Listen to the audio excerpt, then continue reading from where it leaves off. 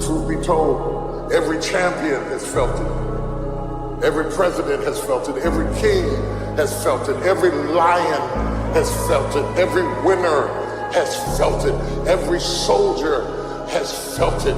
Every victorious person has felt it. The urge to quit. Crossroads, life's tolls, life goes. I gotta win. W my lockdown. You can't rewind.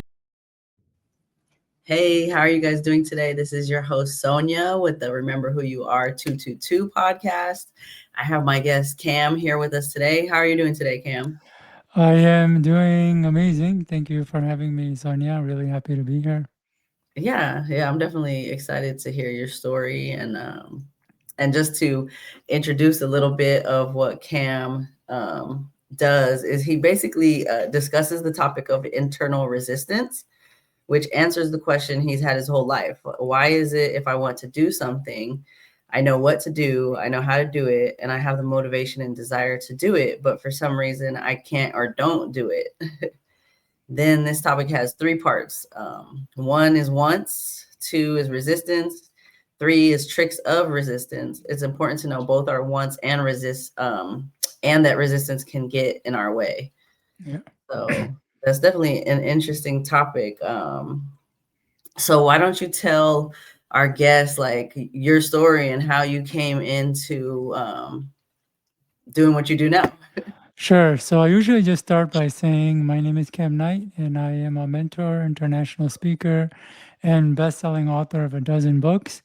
Many of them you see behind me there. And now I talk about a concept called internal resistance, which answered the question, as you said, that I had my whole life, which is why is it if I want to do something, I know what to do, I know how to do it, and I have the motivation and desire to do it, but for one reason or another, I can't or don't do it. And how I came to this is for most of my life, I was a fairly driven individual. And what I like to tell people is that in this culture, it's hard not to be because there's just so much personal development content and everyone is telling you to do more and be your best self and reach for the stars. You know, it's on podcasts, it's in movies, it's on Instagram posts, it's literally everywhere. So it's hard not to want to do more and have more and be more. And as a result, I've wanted to have more and be more. And I have had my fair share of success, though I felt like I missed the mark because what I was shooting for was much higher. And even though I reached, in some instances, what I was shooting for, it was much more difficult and stressful than it needed to be. And I wondered why that was. Like, why is it if I want to do something, I can't, or it's more difficult? And at the time, there weren't a lot of good answers. The best answers I was coming across related to beliefs or that you needed motivation and discipline. And those are all pieces of the puzzle, and they're important pieces, but I just felt like there was more to it. And the more books I read, coaching I did, and seminars I attended, the more I learned about the complexities of the human brain. And over time, the constant theme that kept coming up was this will get in your way. If you're not careful of that, this will hold you back. And so at a certain point, my brain was like, wait a minute, there's a part of our brain designed to hold us back. There's a part of our mind built to keep us from growing and making progress. And I call this part resistance. And it's this brick wall that we hit anytime that we want to do something, but we can't, no matter how much we want to do it. Yeah. Yeah, I love that.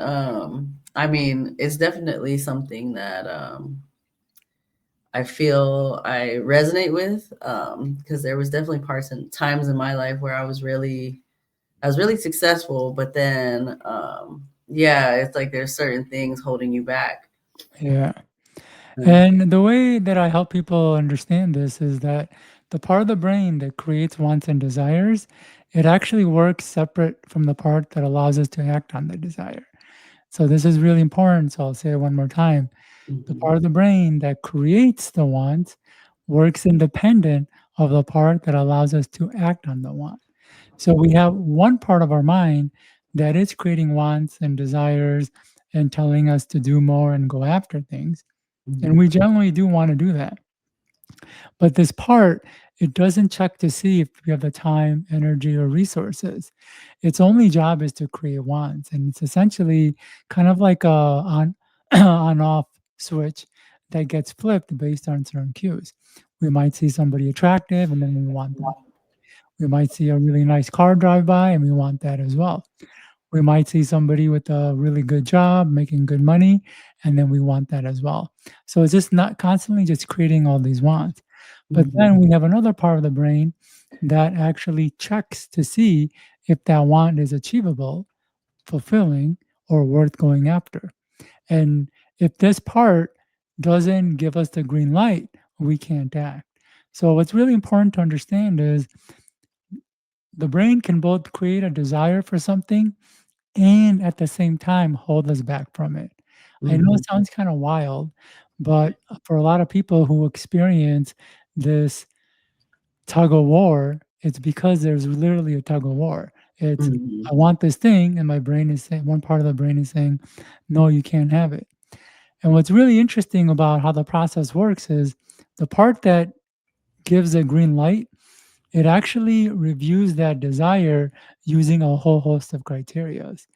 And if that desire is not in line with any of the criterias, it will prevent action.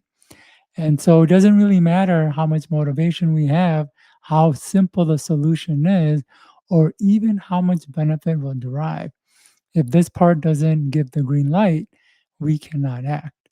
Now, I do want to say one more thing is interestingly enough, both parts can get in the way. The parts that create the want can get in the way, as well as the parts that allow us to act on the want. So that's really important to understand because our own want can be a hindrance in us achieving them. And if you like, I can kind of talk more about how that is and how that plays out. Yeah, definitely. It definitely sounds like because I have studied quite a bit of like neuroscience and stuff, and so that's kind of how I even came into my own, I guess, spirituality and stuff as well, Yeah, and being able to like learn how to integrate versus, yeah, like allowing the ego, the fears and doubts, like yeah. to stop you. But yeah, definitely, I definitely want to hear Yeah, I more. think this will be important because in my experience, I found that traditional psychology and even neuroscience don't really touch up on it. In fact, people aren't really aware of it, and the ones that are don't want to let you know about it because that's how they convince you to do certain things and buy certain things. And so the Hmm. part of the brain that creates wants and desires, as I mentioned, it's completely unrestrained. It's cranking out wants one after another at a pace faster than anyone can achieve. And you Hmm. can think of this part of the brain, which I call the wanting mechanism, as a simple on off switch that gets flipped based on certain cues. It sees someone with nice shoes and it wants it. The latest iPhone comes out, it wants that as well. As I mentioned, you see someone attractive and we want that too. The wanting mechanism doesn't understand that our time, energy, and resources are limited. It simply creates wants. And it doesn't check to see if a want is achievable or fulfilling. It Hmm. simply creates wants. What's more is that even while you're working on one want, it'll create other wants and desires to chase. And Hmm. so, in many ways, a wanting mechanism is the reason people buy things that they don't need, Hmm. crave things that aren't fulfilling, and why many cheat when they're already in a relationship is Hmm. because this mechanism is just constantly creating wants. It's not saying, "Oh, I'm already with someone and I'm happy with this part, someone, so let's not create the want." It'll just still create other wants. And as it comes to being productive and doing things and achieving goals, the Hmm. wanting mechanism gets in the way because it's creating so many wants and desires that it's actually difficult to focus on one. As soon as we start on one want, the mechanism is pulling, creating other wants to chase. As soon as we start on the other one, it'll create other wants as well. Mhm. So this is one of the ways our own wants can get in the way of our own progress. But this is Mhm. just one way that our wants get in our progress. There's other ways as well. And I'll just kind of give an example. Um, I found there's at least a good dozen challenges I want to create. And one of the challenge I would call is an impatient want or an immediate want. An immediate want is a want for something right now, right away, or things aren't moving fast enough. And what I tell people is that most people can achieve most anything they want if they can be patient about it. And that's because our own impatience becomes a hindrance to the want. And that's because impatience is painful. It's extremely painful. It's so painful that we want to do anything to get rid of it. And Mhm. because it's that desire that's creating the pain, we either one want to remove the desire so we don't have to experience the pain, or two, we want to realize that desire so quickly that we can remove the pain. And in trying to force it to happen quickly is what creates a lot of challenges, is because we're trying to move too fast and not letting things kind of move themselves. So there's another reason our own wants can get in the way. Like when we want something really bad, just Mhm. the pain makes it too difficult for us to actually not only achieve it, but enjoy it. And Mhm. what's really interesting about this is that oftentimes we want something not because it'll be enjoyable or pleasurable, but just to remove the pain that it's causing for because we don't have it. Hmm. Yeah. That is interesting. It's like a different way to go about it. Plus, a lot more information about how the brain works and things like that. Um, Yeah. so, what So is do you have? I know you said you wrote books. What are some of your books? yeah, so I've written a dozen books. A lot of my I talk in the area of mental, physical, and emotional performance. So I started off writing books, and at the time, I was really into the mental aspect of things. So a lot of my books are around um, improving the mental game, Mhm. concentration, memory, speed reading, as well as mind mapping, which is a creativity tool. And then I also have books around self talk, visualization, and goal setting. So, really, much more mental focus or mental heavy because that's where my interests were. And I didn't really see or know that something outside of that existed. But Mhm. then once I, wrote enough books, I started learning about the importance of the physical aspect and I kind of dove into that. But I talked more about it in terms of diet and not so much fitness. I think you'd be, from the video I saw, much better resource for that. And then recently, I've started doing a lot more work on the emotional level. Mhm. And the way I like to describe it, or the human experience, is that there's 5 levels. There's a mental, there's the physical, there's a spiritual, there's an energetic, but Mhm. in between there's emotional. And the emotional doesn't get talked about too much, and if it does, it's usually in the context of emotional intelligence. And even in that, it's more about understanding your emotions and managing them versus releasing. And the reason releasing is so important is because as humans, we're getting triggered all the time. Mhm. So if someone is late, we get triggered. If someone doesn't respond to us, even if they didn't do anything wrong, we might get triggered. Mhm. When we make mistakes, have failures, have trauma, all of that triggers emotions, and we need a way to release those things. Otherwise, they kind of build up. Mhm. And built up emotions create a lot of challenges for us. Not only does it affect our experience of life, so it kind of brings down or makes it more negative or pessimistic, but it actually creates a lot of challenges in terms of moving forward, sticking with things, and just kind of creating more positive change in our lives. Mhm. And over the years, I developed a technique to not only be able to access these emotions, but to release it. And I've Mhm. been doing that. That's really my main work. I went from talking about the books to internal resistance and taking it to the next step and working with the emotional level. So yeah. Okay. Yeah, that definitely makes a lot of sense for me. I feel like in the last year, all I've been working on is like actually learning how to feel my emotions again because I went so long, I was actually in the Marine Corps for 14 years. So, Yeah. I went a long time just suppressing my emotions and my body felt it. Yeah. And even though I was able to be successful in some aspects, I still had a lot of subconscious things that I needed to release basically. Yeah.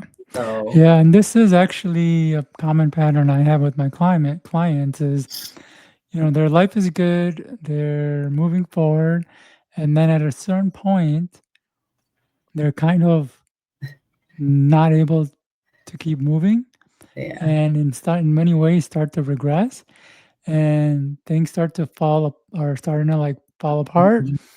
And not only that, but it's more or less the best way I can describe it is it's the emotions want to come out. They want to be Mhm. felt. And the way I describe it is so we have a defense mechanism, right? Yeah. And the defense mechanism is designed to protect us, correct? Though, what is it protecting us from? At the most basic fundamental level, is it mistakes? Is it failure? Is it Mhm. rejection? Is it death? Well, in my model, at the most basic fundamental level, the defense mechanism is protecting us from pain, whether that's physical pain, mental pain, or emotional pain. And people don't realize emotions are some of the most painful experiences a human can have. And even the psychology says that it can be as painful as physical pain. Now, the defense mechanism doesn't necessarily reason or use logic. It's a simple on off switch, like our wanting mechanism. It's more or less if there is pain or potential for it, block it. So when we have unpleasant emotions come up, the natural response of the defense mechanism is to block it. But emotions are designed to be heard and felt. And if we don't hear or feel it, they get louder and stronger. But then the Mhm. defense mechanism tries harder to push it down, and the emotions try even harder. And then we have this unconscious drain that goes on inside of us where we have these pent up emotions that are growing, wanting to be heard and felt, but the defense mechanism trying even harder to push it down. And this Mhm. creates a very interesting dynamic because the more the defense mechanism tries harder, the more it resorts to all sorts of behaviors and whatever Mhm. it can. So sometimes it puts us into distractive behavior like television, social media, and even Yeah. things like drugs and alcohol just to block the emotions. But Mhm. then we can actually start to get destructive in the sense that we start to become more reactive, more angry, even more triggered, or we start to, in some ways, sabotage our lives and it start to kind of spiral us backward. Which is why I say when people who are numb, they're doing well in life, they're succeeding, they're doing everything they were told to do and making the progress, but then at a certain point they start to hit a wall and then they not only cannot move forward, but they start to kind of regress. And in some ways, they start to, the word I'm looking for is kind of fall apart. Mhm. And the reason it's happening is because the defense mechanism trying so hard to push the emotions down. Mhm. And the other challenge of the emotions is because the emotions is being blocked, it's getting louder and stronger. So a lot of our challenges isn't as big as it really seems. It just feels that big because our emotions have gotten that big. But Mhm. when we can release that emotion, a Yeah. lot of those things we thought were huge or overwhelming were just like, why did I think it was such a big deal? And it wasn't a big deal. It's just emotions made it seem that way. And that's really the dynamic that we humans have Mhm. to face and struggle with. And that's why I developed the technique I did. I found a way to disengage the defense mechanism to really allow the floodgates of emotions to come out, to be accessed and processed. And what it is it's amazing how people who have struggled with things for years and decades, it kind of goes away like magic. So Yeah. Yeah, that's pretty awesome. I was always the type of person that used to, I guess it was a defense mechanisms, but like I would always act like I didn't care about things and they'd build up and then I'd end up blowing up yeah, about the situation. And so I finally realized when I was hit with a sledgehammer, it was really like it took being surrounded by toxic situations for me to finally like look at myself and be like, okay, something I need to do something about this and it start. is wild because a lot of times, because of this dynamic, we sometimes we need some situations to come up that forces us to look at it. Otherwise, in a lot of ways, the defense mechanism doesn't allow it. Even Mhm. if we know, even if a person listening to this hears, oh, wow, maybe I have pent up emotions, or maybe I'm acting this way because of things I have repressed or blocked for so long. Even though they can come to that realization, their defense mechanism is still going to make it hard to access it. And yeah, sometimes we need those situations like that. So Yeah, definitely. Because I was finally able to dig deep and figure out what was going on, and then after that, it was almost like one thing just kept leading to another. It's for me to yeah, like transcend all of that, and I know it takes time too. We're not gonna just be rid of it, but I do feel like that initial like learning how to feel your emotions, allowing yourself um, to actually process the emotions. I've even felt a big difference in being able to like release a lot of those emotions from my past, like growing up as a kid. I've looked back at like all of my things. So I'm interested to hear a little bit about what you basically kind of what you offer your clients without giving too much away. yeah, all right. So like I said, we have the challenge to emotions is the defense mechanism. We have a defense mechanism designed to protect us from pain, and one of those pains is emotions. And so it's protecting us from painful emotions, even though these emotions want to be heard and felt, and even though these emotions are creating challenges to be heard and felt. And so what I help people do is disengage the emotions to disengage the defense mechanism where they can access what's in their unconscious. It's actually pretty wild. The whole work is done in a person's unconscious mind. I have a Yeah. session that goes for about 2 hours where their eyes are closed and we start going into their unconscious. Mhm. And what's really interesting is that we it's easy to go to the places that are the most charged or the ones that are creating a challenge in our life Mhm. because that is where the strongest emotion is around. Mhm. And then we access those emotions and we process and release them. So when those emotions can be released, they stop affecting our lives. And Yeah. like you said, it's pretty wild because a lot of our stuff started when we were younger. It Yeah. started as young as, we were born, but we don't really remember a lot of it. Mhm. But with this technique, I've had people access severe trauma from as young as since they were a baby or Oh even wow. 1 or 2 year old.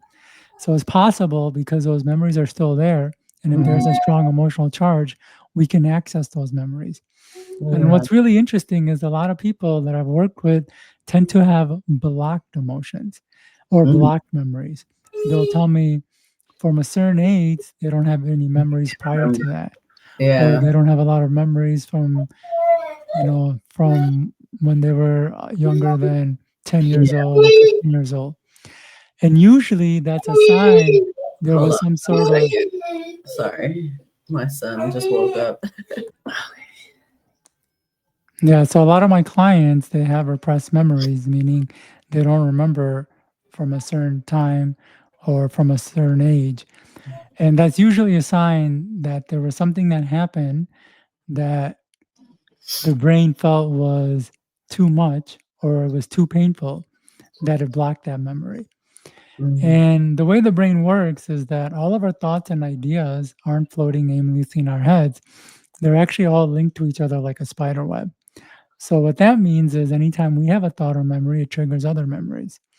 And because the brain doesn't want that memory access, it actually prevents other memories from being accessed that might lead to that memory, which is why a lot of times people don't have memories for a large part of their past. It's because there was some event that the brain is saying, this is too painful to look at. So we're not only going to block this memory, but any other memories that'll lead to it. But with my method, what it does is we can actually trace back to all of these things, to these memories, and access them.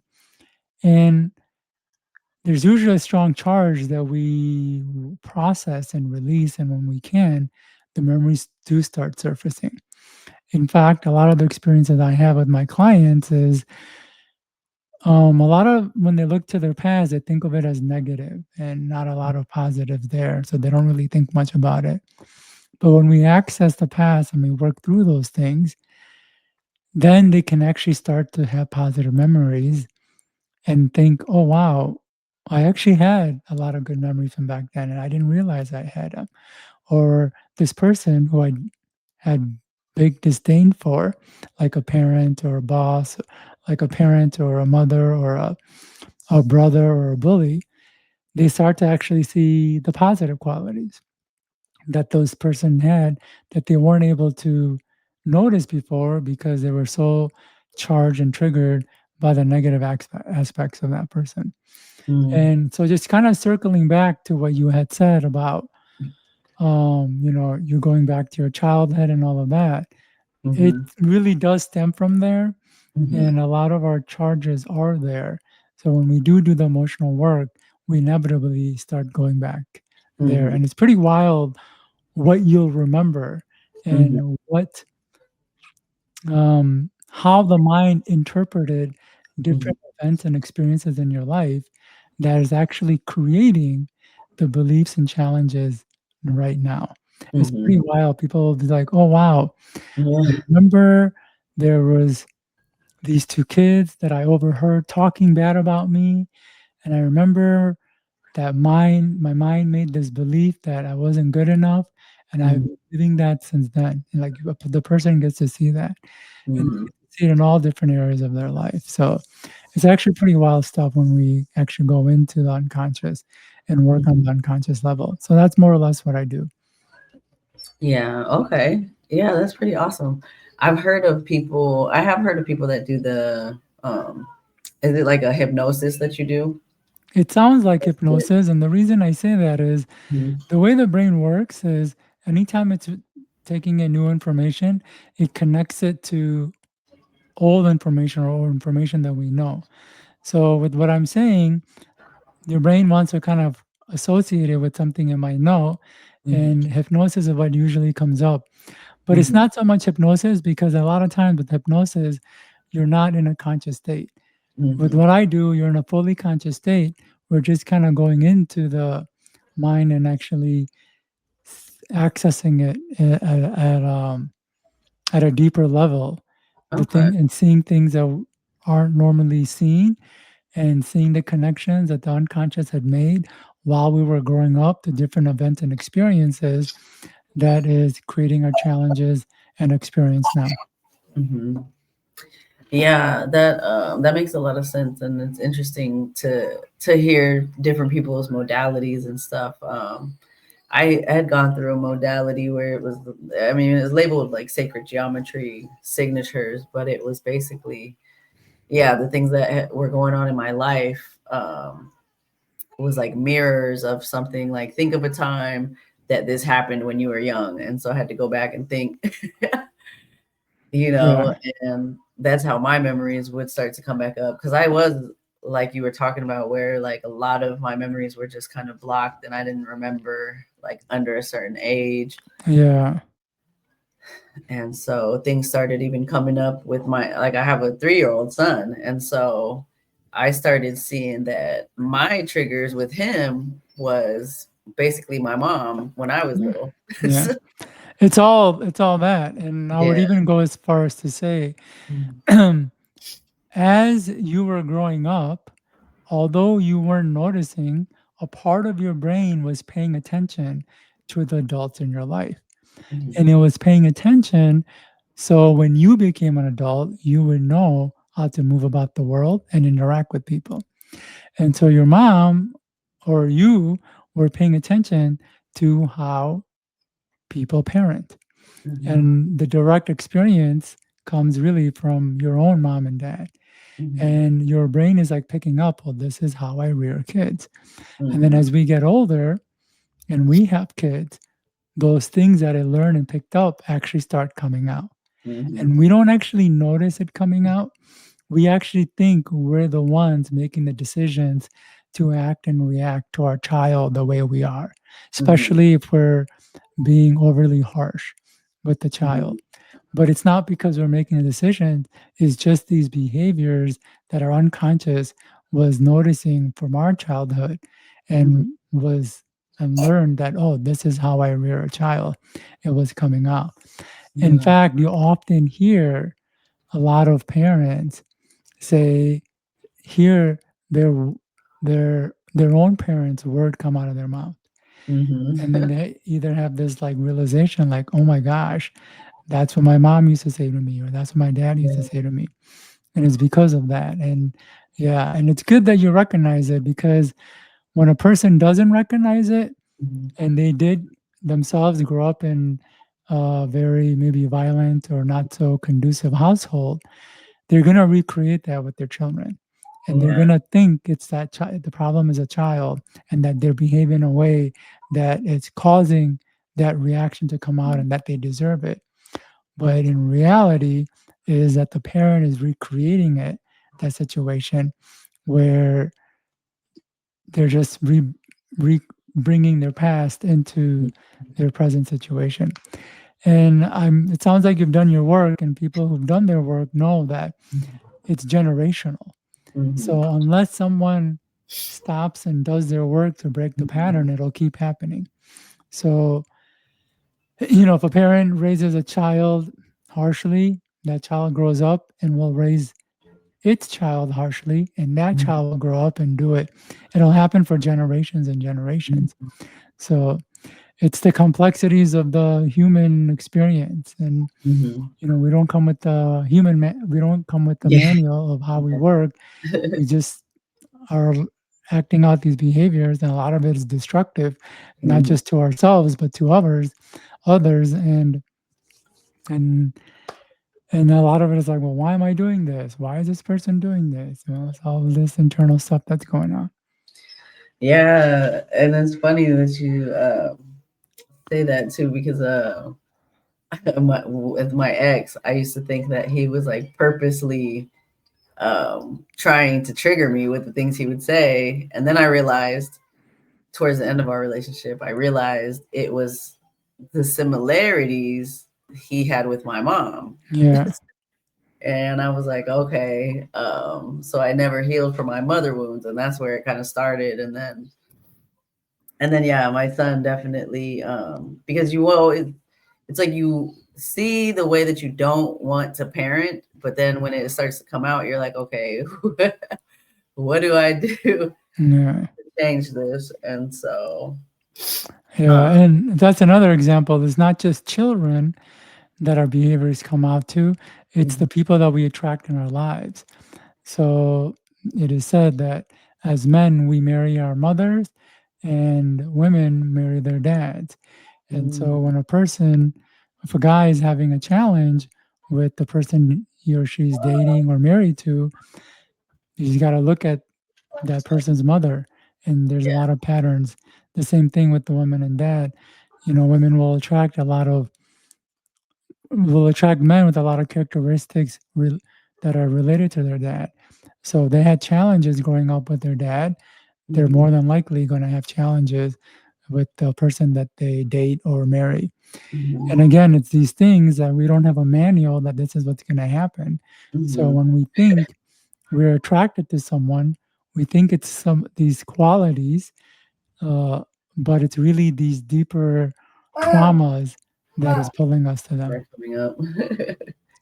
Yeah, that is interesting. Especially when you say that now, it made me think about something because I feel like a lot of the negative aspects came from my mother, but then again, like my father was like very timid and I guess he wasn't what I thought a man should be as far as a father and you know, so So did you attract those men, or did you attract men that were opposite to your father? I feel like it was opposite. Okay. Yeah, I was attracting men opposite to my father because I didn't want that. But then eventually it was like the characteristics that came out later were sounded like my mom's, you know. Yeah. So it's That's interesting. interesting because normally it's, as a woman, Mhm. it's characteristics that the characters of your dad that you're gonna find in the guy. Now, Mhm. this isn't set in stone. This is just kind of just general stuff, but Mhm. yeah. So it is interesting. Yeah. Okay. Well, do you have any like I guess wisdom that you want to give our guests, like, other than what you've already said, when it comes I mean, there's a lot of wisdom I can give. I've written 12 books. I talk about a concept called internal resistance, and now I take people into their unconscious. So the wisdom is plenty, and there's no shortage of wisdom. So, is there yeah, anything particular you're seeking? I guess do you have like a takeaway that people could start out with? Um, Yeah. So I talk about the concept of internal resistance, mhm, and more or less, the takeaway I give people is wanting doesn't lead to having. So mhm, just because a person wants something doesn't mean they take the necessary steps to go after it. And mhm, that's because we have this part of the brain that's designed to hold us back, and it's actively working to hold us back. So although the want can make it seem like, yes, I'm going to do it, it's going to be easy and I'll be able to make progress. Once we hit resistance, then we have challenges. mhm, So a lot of times when a person doesn't realize they're going to experience resistance, when they do hit it, they get thrown off guard and it really sidetracks them. But if a person can be aware that resistance will come up in their journey, mhm, and for the more resistance a person has, the more roadblocks and hurdles their brain is going to create for them. And the more they can be aware of that, the more likely they are to not get sidetracked on their path. So that's on the internal resistance side. And then in terms of the emotions, we're talking a lot about emotions. I do mhm, want people to understand that the way our emotions are pretty complex. They're in many ways they don't respond to logic. In fact, they have their own logic, and we have to work within their logic.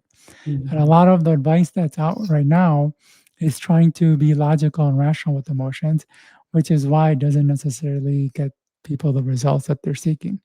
mhm, And one of the most important concept to understand about emotions is that emotions will create a certain pain and tell us what we need to do to remove it. And when we do, the pain goes away. So, a mhm, couple of simple examples is hunger and loneliness.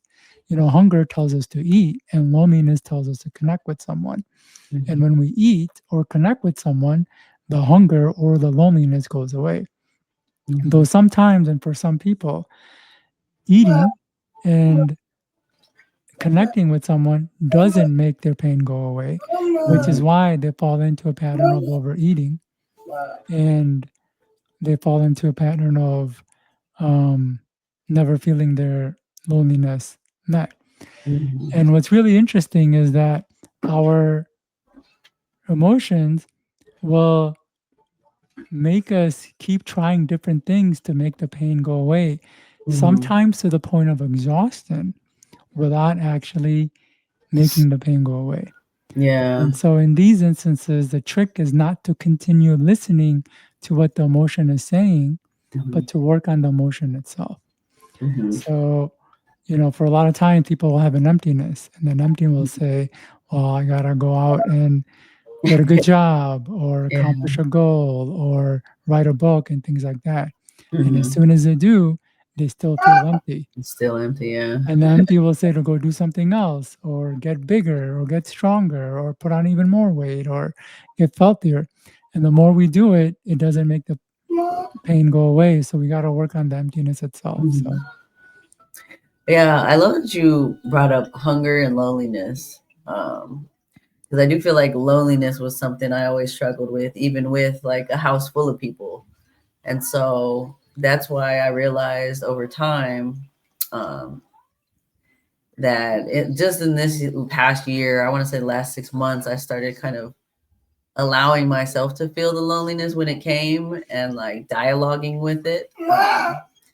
And that's just something I like to try different modalities, and I'm even in like a master's program for consciousness, consciousness psychology and transformational leadership.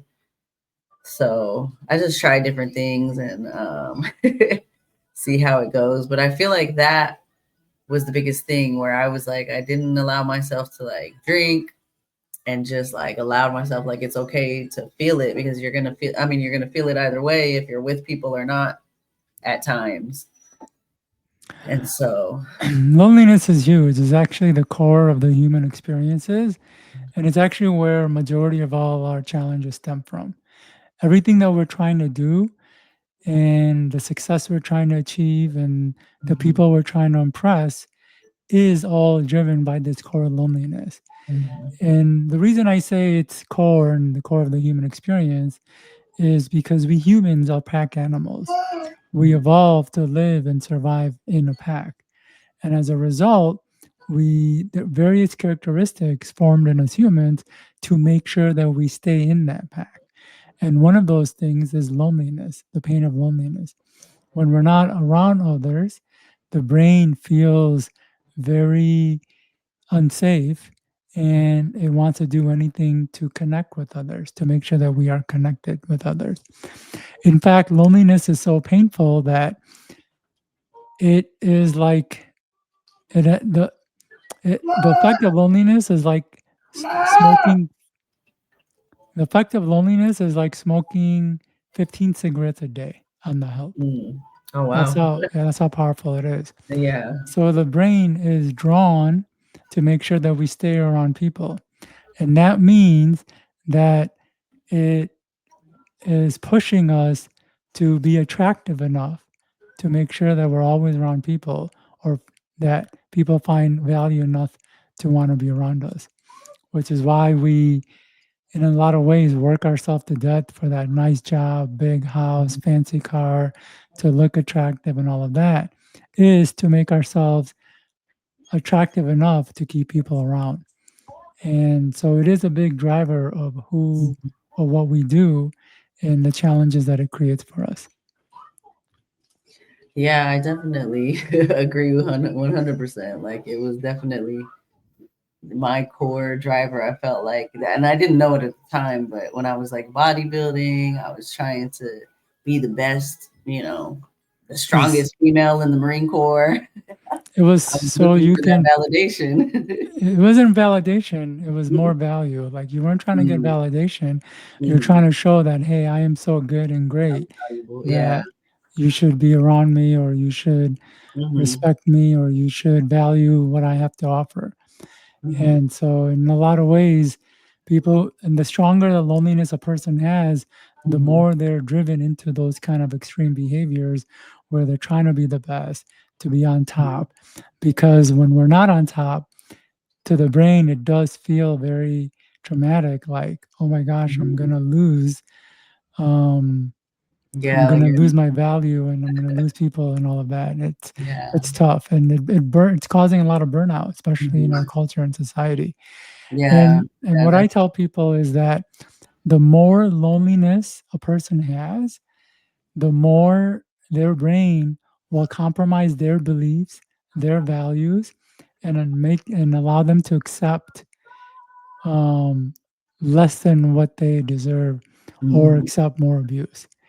And when I say loneliness, I don't just mean that feeling that we get when we're not around people.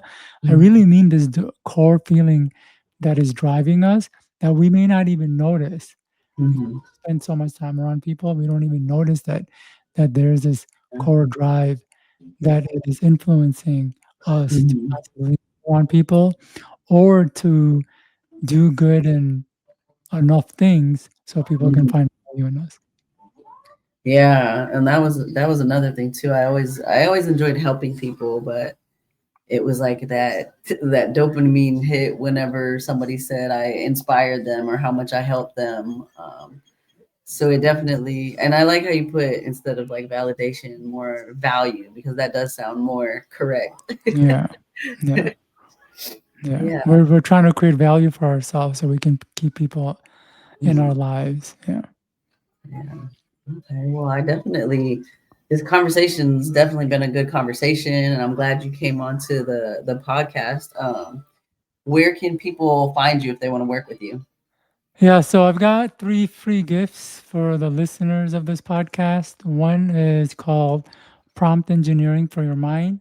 It's what I say is that chat the brain was the original ChatGPT, Mhm. and we can prompt it just like ChatGPT Mhm. to not only give us solutions but also act on those solutions. Mhm. So that's the first guide. The second guide is building skills and habits Mhm. essentially in your sleep. It's possible to program the unconscious in ways that create the behaviors that we want. And Mhm. that's the second guide they can get. And the third guide is a guide to ending procrastination and sabotage.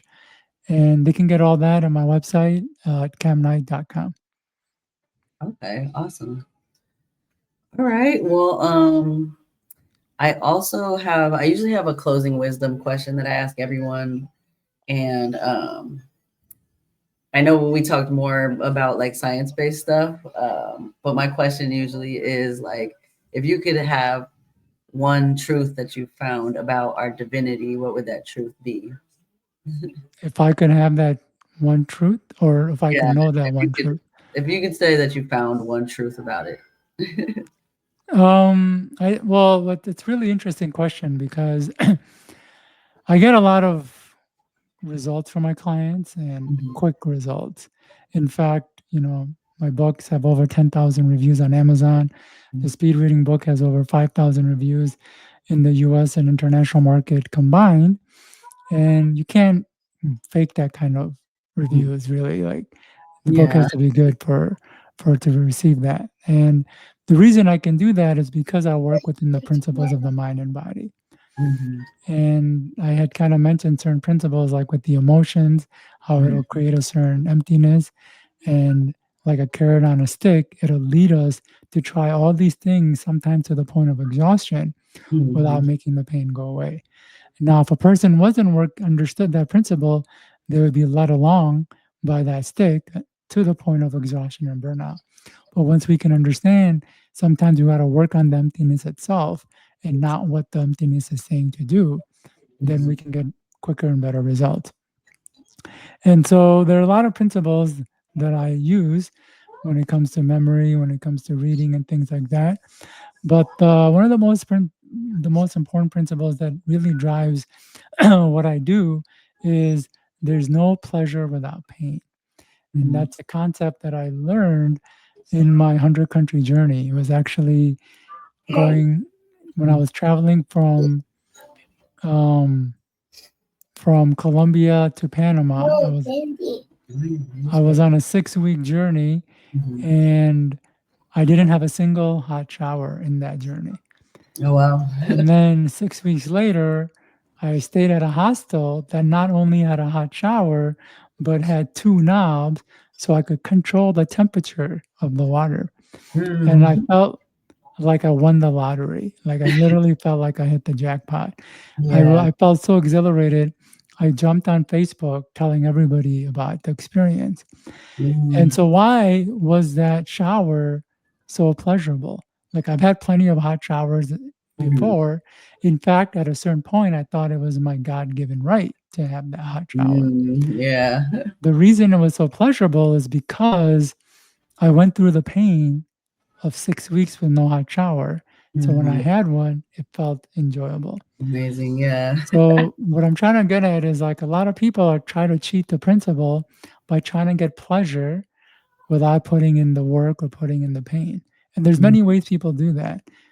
Doom scrolling on social media, you just get that dopamine hit. Television and movies, drugs and alcohol. They're easy ways to get pleasure first. But you can't cheat the principle. You will pay the price. When you go out and drink all night, it's fun, but then you experience a hangover. When you do drugs, you experience the addiction. When we eat sweets, we feel a great high, but then we have to deal with the pain of becoming overweight or having to work out to get rid of that. And so I don't focus on chasing instant pleasure anymore because I know I'm going to have to pay the price. So instead, I put in the work that when I do achieve something, I get the pleasure of the pain that I put in. So that's really one of the many underlying principles I work with to not only create the life that I have for myself, but as well as for my clients. Okay.